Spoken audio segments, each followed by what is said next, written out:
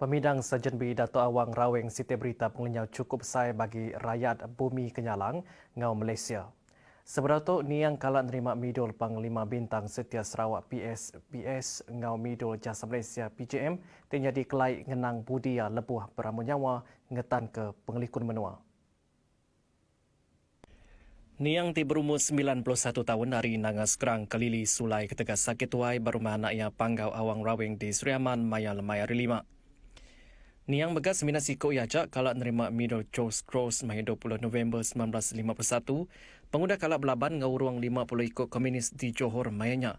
Niang diriput ke gawak Barbara Platon 10 Company D, Batalion Keterubah Regiment Worcestershire, lebuh komunis nyerang belalai sidak ngamunuh Commander Section.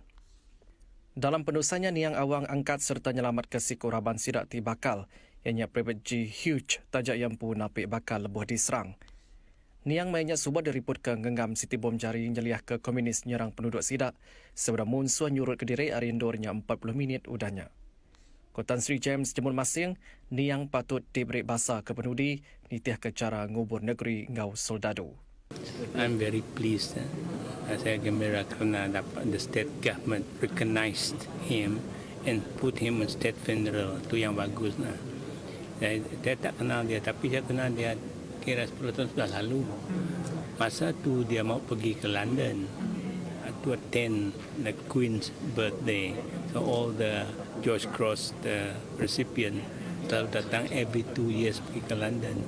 Masa tu dia need the help of dia punya grandson mengiring dia ke London. Dia sesat dia sendiri. So we have to get fund for them to go and we'll send them in 2014. That's why I met dia punya cucu di sini tadi. Kerana dia datang dari London, dia meet my daughter who was in London, they meet them there. So I'm very pleased therefore that the state government recognize what he have done for the security of Sarawak. And also I hope in due time the federal government also recognize dia punya contribution for the security of Malaysia. Itu bukan the security of Britain tu. Security of Malaysia. He fought the communists. And by doing so, he got himself injured, almost got himself killed. And so juga ada dia, he was managed to save satu British captain, I believe. Save him. I think he remains alive until today. So because of that, therefore I'm very, very pleased. Kita orang Sarawak beri hormat pada dia. There are not many people of that nature. Itu yang satu saja masih tinggal. And the honor George Cross is the highest honor for bravery to civilian. Kalau dia tu enlisted army, he will get Victoria Cross. Tapi kerana dia bukan enlisted army, dia general tracker saja. So the British government kasih dia George Cross. Because of that, I'm very pleased with the state government, and I'm sure the federal government also honor him for what he has done to save us so that you and I remain alive today. Nangkan kenyak ko Lieutenant Colonel Dongin Risit mengelantang niang lebuh yagi hidup mega ndak kala dilengkap. Jadi kebajikan beliau sebagai perwira negara memang tidak pernah terabai.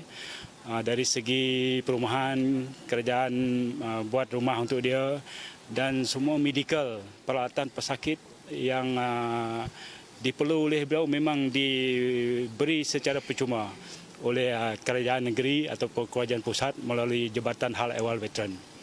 Dan sehinggalah dia menembuskan masa nafas terakhir iaitu semalam.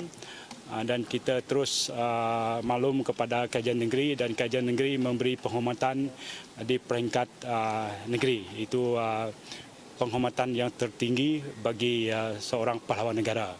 Dan beliau adalah yang terakhir yang masih hidup dan seorang saja dari Malaysia yang ada George Cross ini.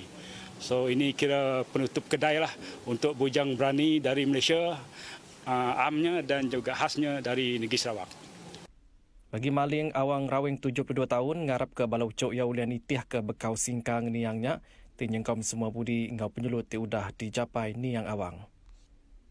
Bangga, saya bangga betul. Ada sih di kalangan adik-adik yang mengikut jejak langkahnya menjadi seorang pahlawan. Tak ada. Tak Semua tu. Memang bapak kita ajak. Memang bapak mengajak. Mungkin kita ada harapan selepas pemergian Abang Mendiang tu macam ni rakyat-rakyat Indonesia boleh menghargai pengorbanan pahlawan. Yalah, mungkin di peringkat cucu dia lah. Mungkin ada kan. Dia tahu. Saya dah tidak ada anak muda lagi. Dah tua-tua.